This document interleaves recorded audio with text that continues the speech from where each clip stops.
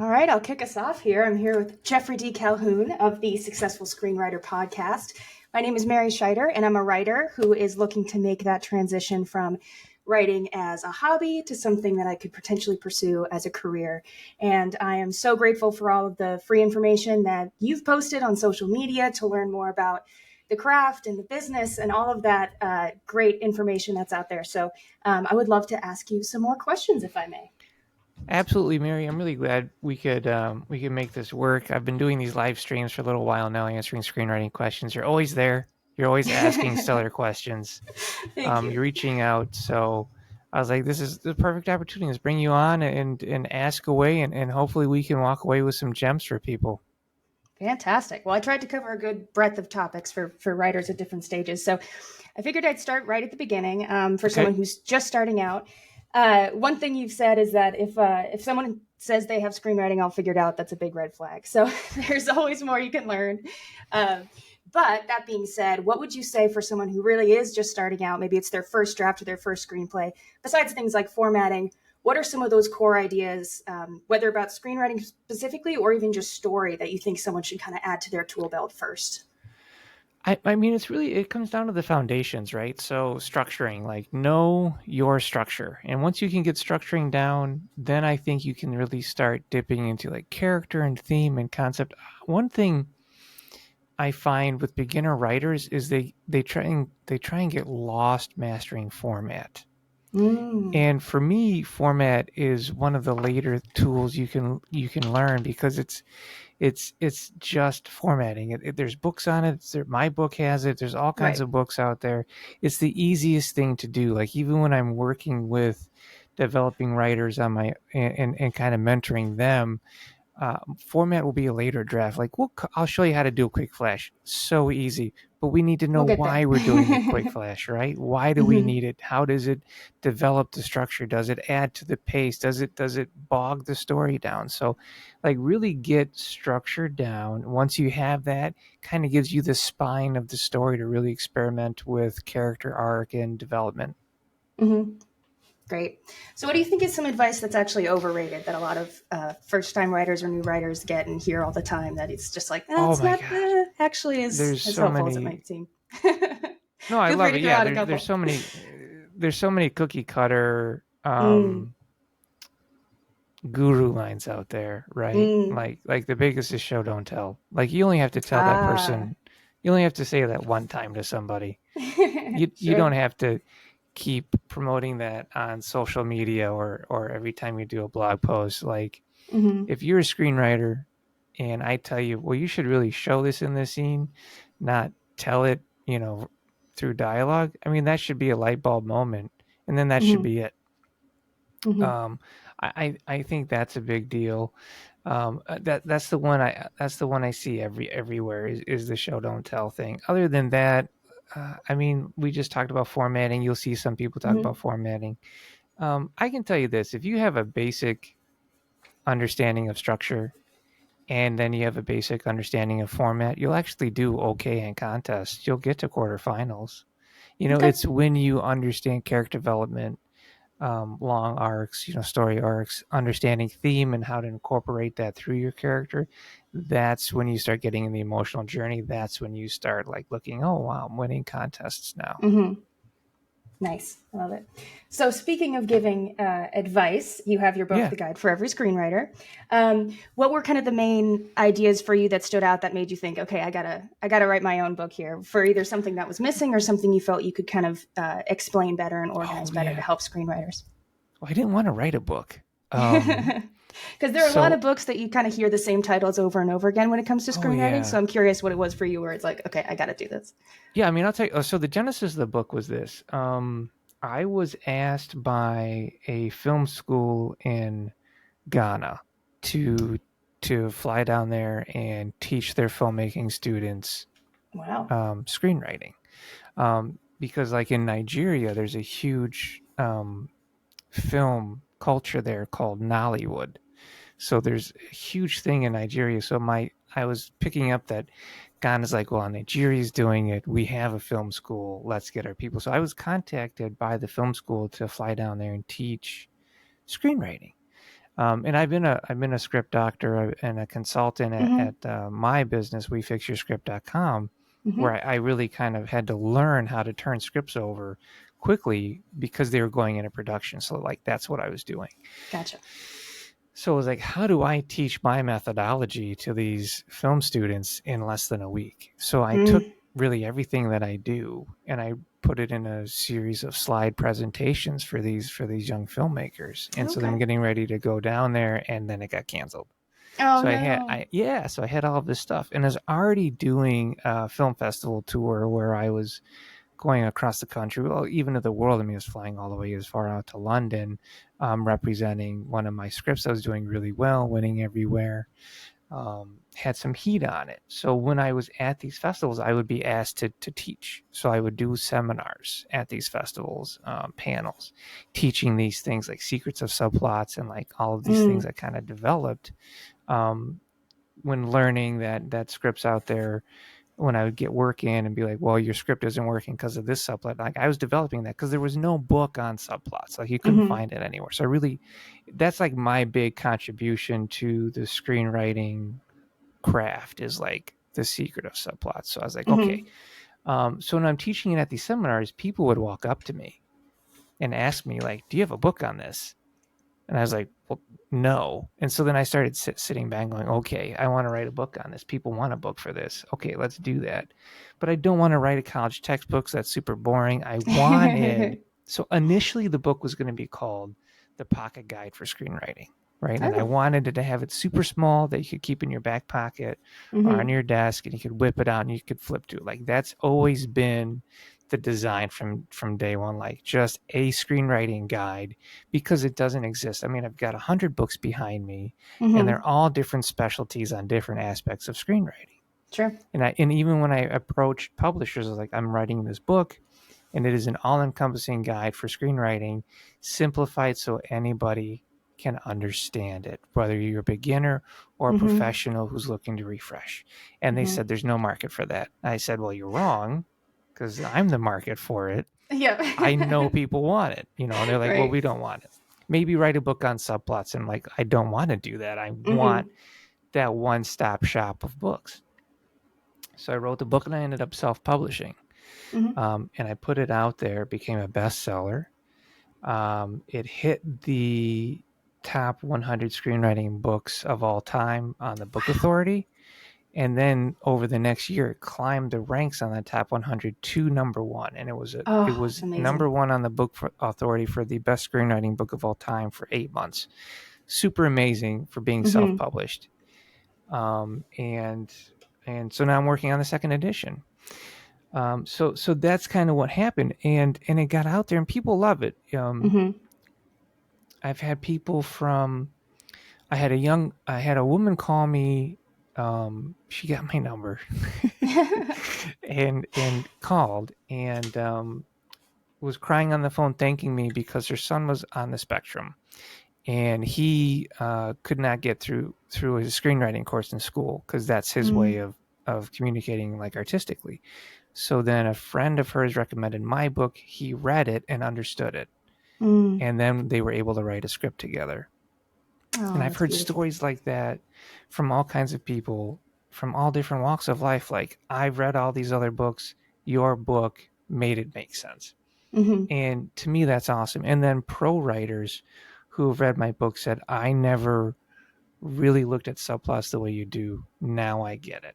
Mm-hmm. So it really can kind of go across that entire range of professional from amateur, Yeah. and I'm just really touched that that people enjoy it. So Mm-hmm. that's kind of where it came from. It wasn't like I need to make this book. It was like I'm Yeah. dyslexic and I have to write this book. Okay, let's see what Mm-hmm. happens. Mm-hmm. Well, I'm definitely going to get into subplots because that was probably my biggest takeaway from the book too. Is Mm-hmm. like, oh my gosh, they hadn't even thought of this. But I did want to ask, how did you enjoy the process of writing about writing? And then, do you ever switch to things like prose just because you've been doing a lot of screenwriting for a while? You kind of want to let your writer's brain switch it up a little bit. Do you ever do things like that? Oh no, I hated writing the book. I want to be very clear. Okay. There's But you enjoy nothing elements of enjoyable. like the teaching and the mentoring and things Yes. like Oh that, my but God. writing the book So was much. not so Yeah. fun. No, I love my time with students I mentor, and just because I learn from them. Like, you can have somebody from a perspective that you've never seen before, and then you walk away going, "Oh my God, okay, that was kind of awesome." Yeah. I really strive to be humble enough to learn. Hmm. Writing a book as a dyslexic is just like, oh my God. So I ended up using Strunk and Gotcha. White's old grammar book as a template, because Mm. that's how quick paced I wanted the book to be. And so once I had the template, I was able to write it out and then find an editor and be like, make me sound smart, Hmm. and just kind of go from there. But yeah, it became this thing. And yeah, it just kind of ran away, which was awesome. So I think the second edition is going to be even better because I've got even more content for people. That's great. Well, like I said, I'm already buying my second copy because I lent out my first one, and I do want it as like my right hand, book here to be able to flip through. I keep wanting to That's check so certain sweet. sections, but we'll jump into subplots because that really, Okay. like I said, was probably my biggest takeaway from the book. I Yeah. think with certain movies, it's like, oh yeah, there's the subplot, but other times it seems almost like this optional thing. But one thing you'd Right. mentioned is oftentimes when writers are coming up short with their page count, it's usually because they need to develop that Oh, subplot. So yeah, um, absolutely. yeah. So can you talk a little bit about, like, let's say someone's like, well, I like my characters. They've got their challenges, they've got their goal and their, conflicts. I don't even know where to begin with a subplot. You have a lot of great points in the book, but how about you kind of give some of that first advice for Yeah, them to sure. even just start that process? So the way I stumbled upon this was, I would get scripts that we fix your script. They were always in the 60-page count, and I was like, Mm, man, and like regularly all the time. I Like, know these what are that's guys who are like. going into production. And they're like, oh, we need 30 more pages. We can't find it. I Hmm. started to realize they weren't developing subplots. So then I really started diving down that whole, okay, well, what are subplots? Well, subplots are a reflection of your theme, right? So if you have a theme and you're not just concept oriented, which most scripts tend to be because they're underdeveloped. Mm, If you have a theme, then you have your central character and your journey, you know where he's going. So then we use subplots as ways to peel around that layer of theme. So we could use that subplot through the supporting character as either like a thesis or an antithesis of the theme. hmm. Well, if the central character could do this, they might die because we show the supporting character dies that way. Same with the heart plot, right? Which I find a lot of writers get wrong. A lot of writers think the heart plot is a romance plot. That is an option of the heart plot, but it is not a heart. It is not the only heart plot. I mean, a heart plot could be a mentor plot. It's Hmm. anywhere where love is expressed or understood between two characters. That could be the love of siblings. That could be the love of a parent. That could be the love of a mentor or a student teacher type of respect and honor, right? It doesn't just have to be romantic love. Romantic love is easy to write, but Hmm. you can express it in different ways. I mean, buddy comedies, right? That's a Hmm. love plot. Hmm. So what that is, it's just love between men, which is expressed that way, and there doesn't have to be a taboo there. Um, so that gets lost a lot. And then an antagonist subplot is definitely the antithesis of the theme, right? Because it's diametrically opposed Hmm. to the central character, or quote the hero if you're writing that type of journey. So you definitely have to have your theme figured out, because if you don't, then your antagonist will be underdeveloped. Hmm. And you're like, I don't know why my antagonist is a cliche and has no depth. Well, it's because you don't know how he's supposed to oppose the central character other than just being a roadblock. Like, Right. what is the moral compass there? What are we trying to say? Hmm. So once you really start developing those subplots, you start really seeing the magic happen in the story. Yeah, I thought that was so helpful, the idea of theme and antithesis. And so it's great because every time, depending on what project I'm working on, I can kind of get something different out of the book that helps me feel like, oh, that's what I was missing. So that's great. I did have a question. This one's just more for me, but Yeah. there's this idea that we hear a lot, which is write the movie you want to see. Mm-hmm. And I get that. But at the same time, I find that as a writer, I tend to want to write things a little bit differently. And so like where I might want to watch a movie that's nice and structured and you get, these cool main characters and a nice tied up ending, as a writer, I sometimes want to veer left or maybe have something a little messier because it's how real life is, or just like mess with an idea a little bit more. So what are your thoughts on that idea of write the movie you want to see? And do you find that you do that often, or that works out to be true? Or I do. I think what you're going through right now, Mary, is probably like creative exercises. Like, how do I make this sure. more challenging so I can continue developing my writing and make it Mm-hmm. harder? And there's actually a lot of value to that, to a script. I mean, one of the scripts I wrote that did take me around the world is because I wanted to break structure Mm-hmm. and I wanted to do a Hitchcockian type of influence with the first 10 pages, because what Hitchcock would do is he would introduce one genre and then smash you in the face and say, no, Right. this is actually this genre. Mm-hmm. And it was very stark and worked back in the day. You don't really see it now. So I Mm-hmm. wanted to bring that out, where I start out a script as a romantic comedy and then quickly turn it into a psychological thriller, and now you're on a ride. And that either resonates with people or it doesn't. Some people hate it because they expect the rom-com and they're not able to shift. Other people go, oh Mm-hmm. my God, this is brilliant. So I would encourage you to do that. Continue playing and developing and challenging yourself, because something special will breed from that. Yeah. When I am writing a script or working on a script for producer, I am sitting down and I am thinking, do I want to watch this? But I'll take it a step further than that, Mary. It's not just, do I want to watch this? I take it to does an actor want to play this part? Yeah. And then I'll take it even further than that, Mary. I will say, will an actor want to say this line? Okay. Mm-hmm. And when I'm writing that, I'll think, I really want to give the actor something to chew on. And that doesn't just mean writing this crazy long 1-page dialogue where they're talking Sure. about the birth of the universe. I don't need to do that to give the actor something to chew on. You can do Mm-hmm. it. Most actors will want to kill you for having to memorize that much. But mostly it's just like I will sit there. And when I talk about my passes, where I go through a pass, I one was gonna pass say, will yeah. be me sitting there going through every line going, does an actor want to say this? How do Mm, I change this? Do I take away the line and give the actor a moment of silence so that they can make a dramatic choice to get through the scene? How do I change it up? So I really do think about, performance wise, giving them something to play with. mm-hmm. That's great. Yeah, I was going to bring up your various passes. I figured that would be certainly a Yeah, factor sure. there. So I wanted to ask about some of your, just more broadly as a writer, what are some of your rituals, some of your routines? What are some things that help you kind of get into that flow state for writing? Music. So Oh, I have trained myself to write through music. I have a specific playlist that I play only when I'm writing. I don't play it in the car. I don't listen to those songs in the car okay. or anytime like that. So I will even be sitting down to write going, what the hell is wrong with me? I don't have it today. And then I'll go, oh, my music isn't on. Then I'll Ah, turn the music on and it's like flipping a switch, and then it's just the keys are just clacking. So and that was on purpose, because I always wanted to, teach the brain, essentially, this is what we do now.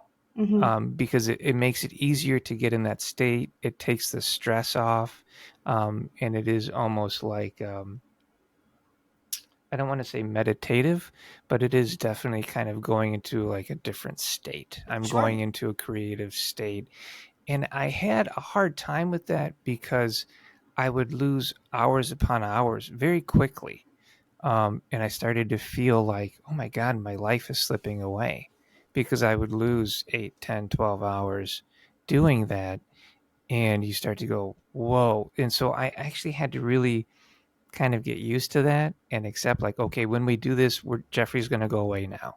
Sure. We're going to write, but then be more present when I'm not writing so that I can enjoy my time off and not Right. burn out. But to kind of go with the flow of it, no pun Yeah. intended. Yeah. Don't Um, fight it. Yeah. Right. I was going to ask if that process was different at all, whether or not you're doing kind of writing for work versus writing, like if it's just kind of your own passion project. But it sounds like you pretty much have your system in place for you're sitting down at the keys. Yeah, It's I going to be sit down, kind I of the turn the similar thing. music Yeah. on, it's go time. We're Yeah. not, my kid came in and I bought a computer that I could edit the podcast on. So when I was at the store, the guy's like, what kind of computer you want? It's like, I want the computer to edit a podcast on. So, okay, so you need a graphics card. And he's like, look, man, I don't know what you're talking about right now. Like, I just want a computer that will do it. He goes, okay, great. Here's this one. And I'm like, I think that's way too much. It's huge. Like, this thing has spinner fans on it, lights, glass case. And I'm like, this obviously is a gaming Fancy. PC. You don't need this. He's like, yeah, but you'll never have to upgrade it. And I go, fine. Bring it home. My kid's like, Dad, let's put, Call of Duty on it. I'm like, I can't. I can't put any games on this. This is Daddy's workhorse. So Sure. I don't play any games on the PC. I'm not looking at Instagram Reels on the PC. When I'm here writing, this is it. This is what I'm doing. Mm-hmm. Great. So something you have done for, writing for work and getting to be able to do this is adapting real life stories, which I think is really fascinating. And that just sounds to me like maybe one of the hardest things you could do as a writer, because you have all of this information from the real life story. You have all of the structure, or for lack of a better term, the rules of a screenplay. And then you want to keep that humanity in there. So what do you think helps you be especially successful for solving that very complicated puzzle? So Chris Riley has this book called The Defining Moment. And if you really want to write if you want to begin the process of an adaptation, I look for that defining moment of that person's life. And then I build around that. One of the biggest problems with doing adaptations out there is they try and cover too much of the person's life. You lose the thread and it becomes muddy. So you want to find that big moment that you can build around. And not just like, I'm not even thinking set piece wise, but just like powerful, like, he got knocked down, but he got up again, whatever that moment is. And then you can start building out around. Then if you have to go into the past as flashbacks to go into the present, fine. But really finding that and then building right thematically around it. Then you can really start to see the story take place. There is, as an indie writer out there for you guys, there's a huge market for adaptations, like huge. Everybody wants their story told. People view it as their legacy, right? Because we are the modern day soothsayers. So we're out there and we're making your stories at least try and come to life in one way, shape, or form. So getting good at writing adaptations is a great thing to do. But it can be a little bit more advanced for screenwriting because you are adapting, a true life subject. You can't just sit down and write whatever you want. That being said, based on a true story means based on a true story. loosely based on a true story would be far more accurate. One adaptation I did, Finding Nicole, I melted down 9 characters into one, essentially, to have as an avatar of a group of women that had supported Nicole, because I can't dedicate that many resources in a screenplay to that many different characters. You only have so much time. You only have so many pages to play with. And another thing I see with adaptations is there's so many characters that you lose development. I have so many resources. If I spread them out over 1 million characters, nobody's developed. If I could take all those resources and spread it down and cut it down to just a few characters, now I can start building around those characters. So not even just from the perspective of like, that's all the more people that they'd have to hire and cast and all of this, but actually giving them, a meaty enough part to sink their teeth into. That's a great point. Yeah, absolutely. I did a few adaptations when I was doing some writing, just as a writing exercise. And I feel like that was so helpful just to kind of stress test my understanding of structure and my understanding of where the act break needs to be and that type of a thing, because you do have so much information to work with. So even just as the writing exercise, I found that extremely, extremely helpful. When you start looking at like ensemble casts, like, because that's what I'll get people like, well, what about ensemble cast films? The thing with ensemble casts is the trick that they'll do is they'll define the characters through the relationships they have with other characters. instead of giving them enough time to really develop them. That'll be Sure. the cheating boyfriend, it'll be the ex-wife, right? Mm-hmm. It'll be like they start being defined that way because there is such little time to Yeah. develop them. Yeah. Mm-hmm. That's great. So writing obviously is very challenging in a lot of ways. It can be a lonely process at times. There's a lot to it. What are the moments for you where you get that kind of writer's euphoria of this is why I do this, like this is why I love writing?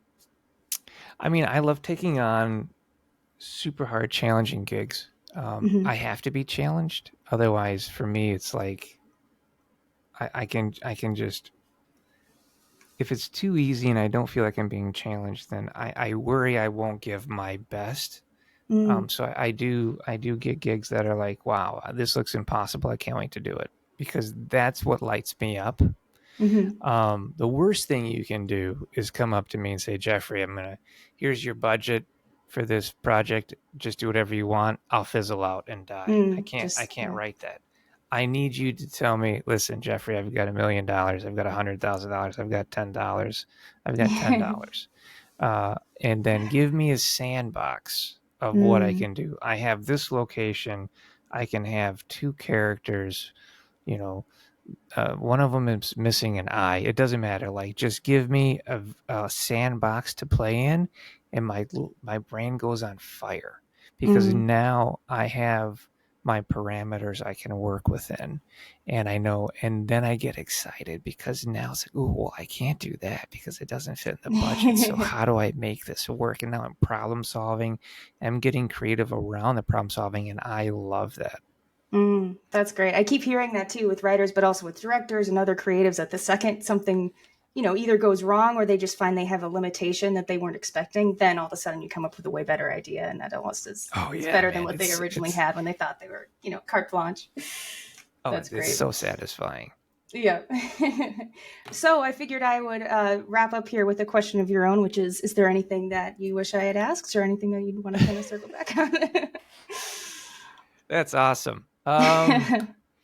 Mary, thank you so much for being out there on Instagram asking your fantastic questions. Thank you. The podcast is Successful Screenwriter Podcast, obviously, the guide for every screenwriter, and Script Summit, man. If you guys want to hit a huge Yes. contest where you can get featured as in your own spotlight, like Mary has, go to scriptsummit.com.